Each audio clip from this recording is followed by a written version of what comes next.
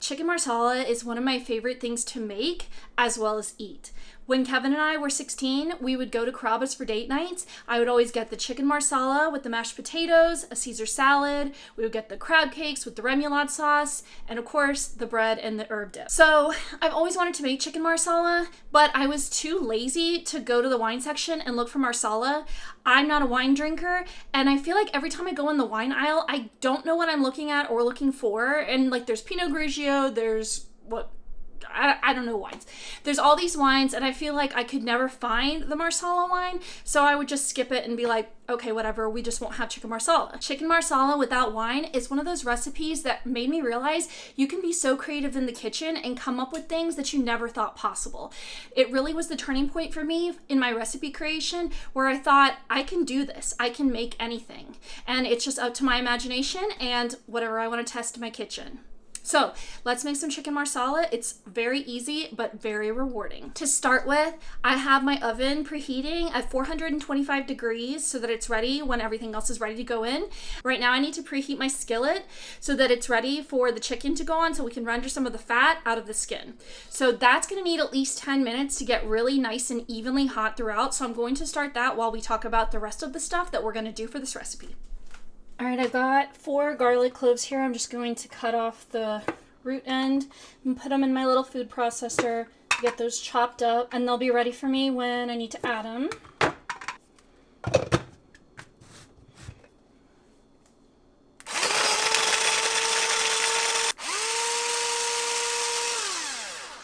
right, I'm gonna set those in the back, and now I'm going to slice my mushrooms. I'm using my little mushroom slicing hack with my egg slicer. Makes it quick.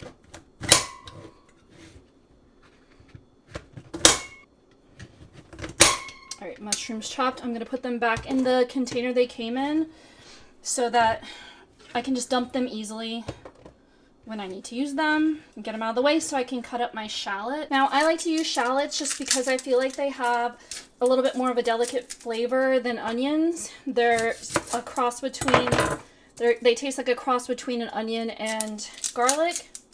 If you don't have or don't want to get shallots, you can just use an onion. It'll be fine. And you can dice them or slice them. I'm just gonna slice them. I feel like they kind of melt into whatever you're making anyway.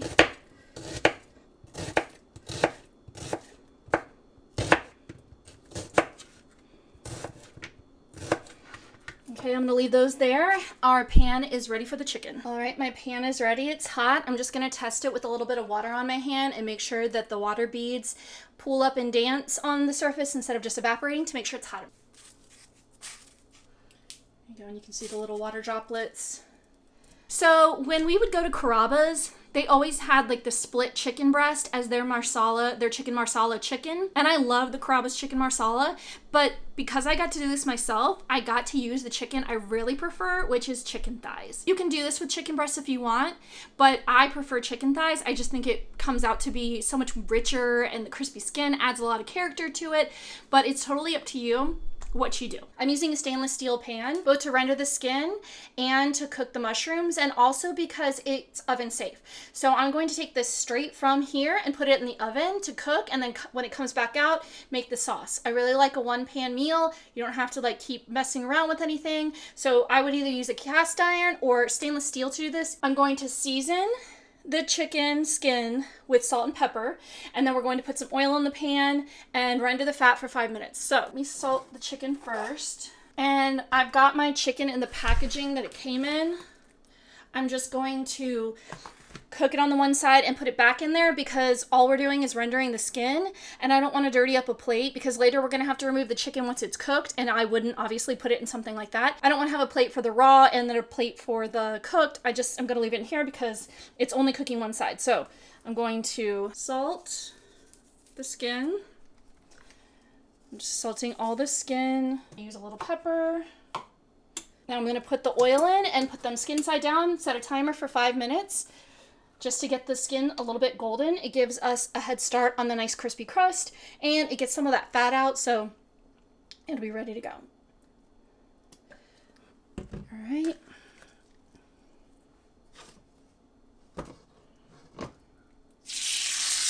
And we want to hear that sizzle to know that it's hot enough.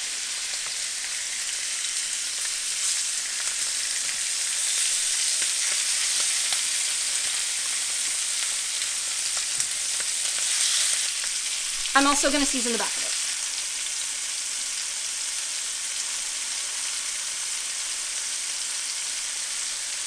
I like to move the pan around so that the oil can get to all of the chicken thighs. And we're not going to do anything. We're not going to move them. We want these to release gently from the pan after the 5 minutes.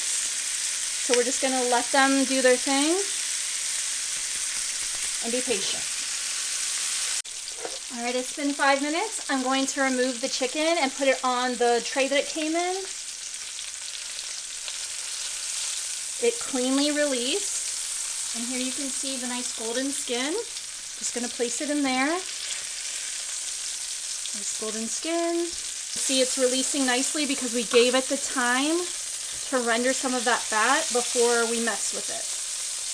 All right. So while that's sitting there, we're going to start the mushroom sauce. All right, I still have a bit of the oil and some of the chicken fat that's in there, so I'm not gonna add any more oil, but I am gonna add a teaspoon of butter for flavor. And then I'm going to add our mushrooms, shallots, thyme, garlic powder, and cayenne. And look at that gorgeous chicken skin. We're gonna have some nice fond on the bottom to mix into our sauce. We've got our shallots, our mushrooms. We've got 1 teaspoon of cayenne. I really like cayenne because I like things slightly spicy, but I also really like that it just kind of creates a warming sensation in your mouth that's kind of hard to place. So I add that. I'm going to do a teaspoon of thyme and 2 teaspoons of garlic powder.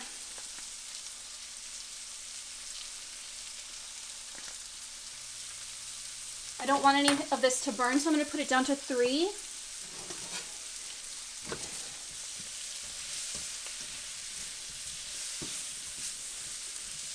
Just want to make sure all the mushrooms are broken up so that they can all be cooked. All the shallots are broken up.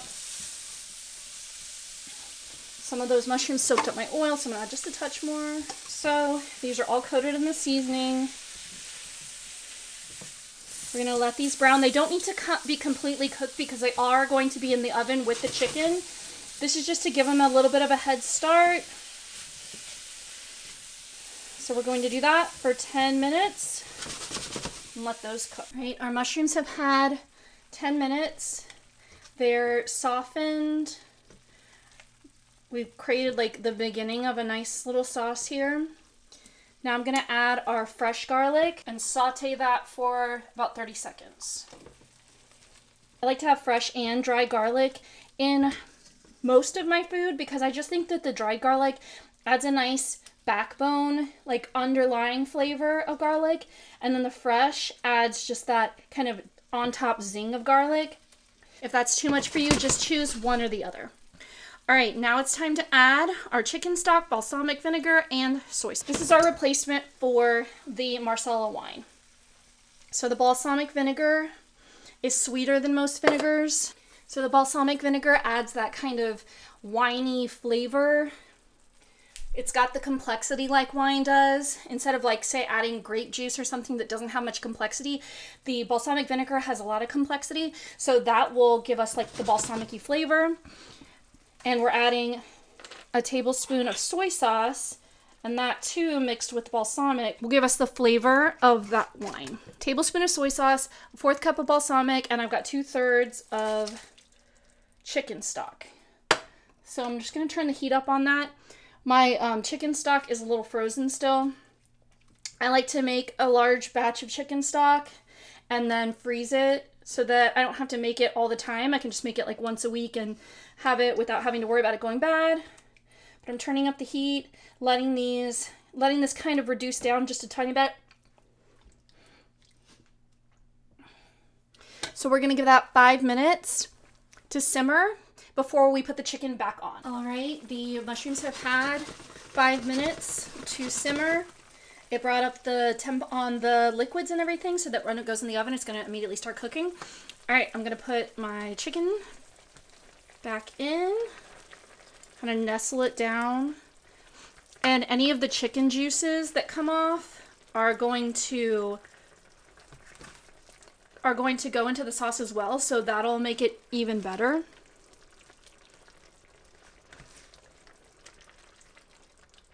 All right, so just make sure they're nestled in there. After I dump my chicken sauce in the pan, I like to measure out my cream. That way it's at room temperature before we add it. It'll have like 35 to 40 minutes to come to room temperature.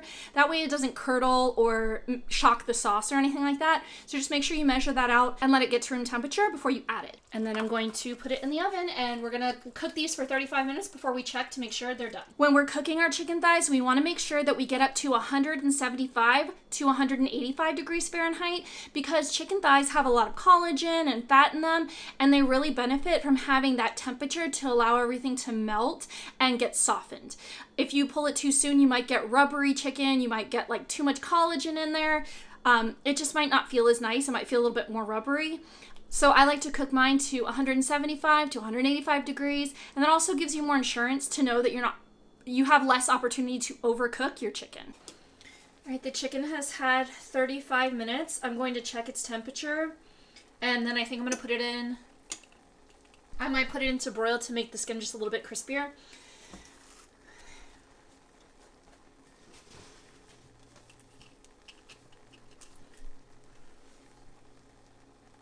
All right, the chicken is up to temp. I'm just gonna put it into broil just for like a minute or two. If you're broiling, make sure you're right there when you do it. You don't want to go from perfect, nice, crisp skin to burnt, blackened skin. So just make sure you're standing right there while you do it so you don't have any hiccups.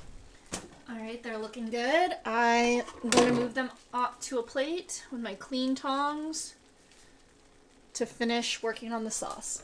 If you do use the pan to cook everything and then go in the oven, be very careful, because a lot of the times I'll just go into the mode of like I'm just cooking on the stove, and I'll grab the handle and it's very hot and it will burn your hands. So be very careful. So now we need to get our sauce cooked. I'm going to turn the heat up on it. I'm giving the chicken 10 minutes to rest, and the sauce will be done in about 10 to 15. So I'm turning the heat up. I'm gonna let this simmer and reduce. We want some of that liquid off because we want a thicker sauce before we add in the cream. So I'm just gonna let this go for about 5 minutes. All right, the sauce has had 5 minutes to reduce some. Now I'm going to add the last tablespoon of butter and our cream and let that simmer for another 5 to 10 minutes, just depending on how thick we want our finished sauce.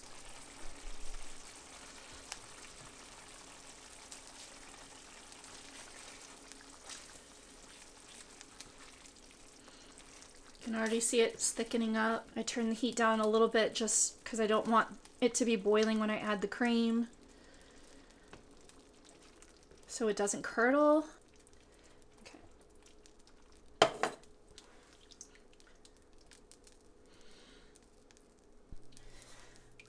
All right, now we're gonna give this 5 to 10 minutes to cook, and then we'll be ready to eat. All right, it's had about 5 minutes. I still want it to get a little bit thicker, so I'm gonna leave it for another 5 minutes before serving. It's really up to you how thick you like your sauce or how long you're willing to wait before you eat.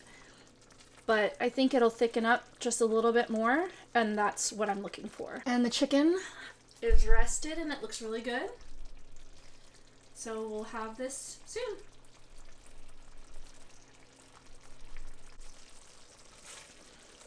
The sauce is looking good. It's thickening up. When I push away, it takes a second before it comes back down, so it's definitely getting thicker. I've got about a minute left, and then it'll be time to eat.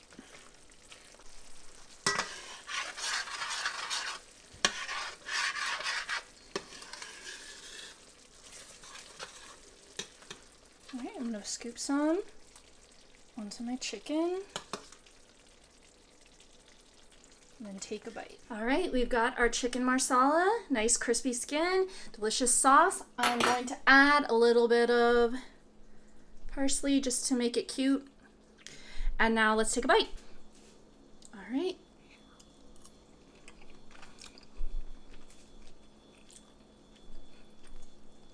Oh, I love it. So good. I love this so much. The chicken is so tender. That marsala sauce is just so luscious. It's thick, it's salty, it's spicy a little bit. It is so good. This is perfect for a date night, a weeknight, anytime you're just feeling like a delicious meal. This chicken marsala without wine will impress. If you enjoyed this recipe, please like and subscribe. If you'd like the full recipe, I'll link it below in the description box. It's at my website, theblessedandtheburrow.com.